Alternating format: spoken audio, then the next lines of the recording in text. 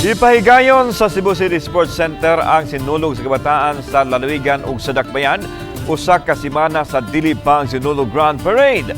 Samtang gipaniguro sa mayor nga hingpit mahuman ang SRP venue alang sa sinulog 2024. Ano ang report? Usa ka semana sa dili pa ang sinulog Grand Parade sa Enero 21, ipahigayon una ang sinulog sa kabataan sa Dakbayan ug lalawigan. Nahukman ni Cebu City Mayor Mike Rama nga ipahigayon kini sa Cebu City Sports Center bisan pa man og nanuna pay gitrabaho nunot sa preparasyon sa palarong pambansa. Ang sinulog sa kabataan sa Enero 13 ug 14 diin papilion nini ang Kapitolyo kun unsa nga pizza muhaom ang sinulog sa kabataan sa lalawigan. It cannot be. We cannot. It has to be. Okay ng 19, padung na sa 20. Pag 20 na, padung na sa 21. Tumato being to, tagang ka ng preparasyon. Samtang ang ruta sa sinulog sa kabataan, magikan sa Plaza Independencia hangtod na sa Sports Center.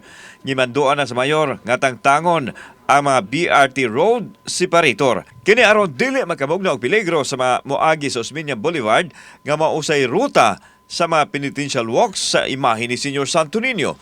Samtang sa South Road Properties kun SRP na gyud ang sinulog Grand Parade 2024. Gani nagpahigayon og ocular inspection si Mayor Rama uban ang mga opisyal sa City Hall sa venue. Nagpadayon ang trabaho sa venue sa sinulog 2024 diri sa South Road Property kun SRP.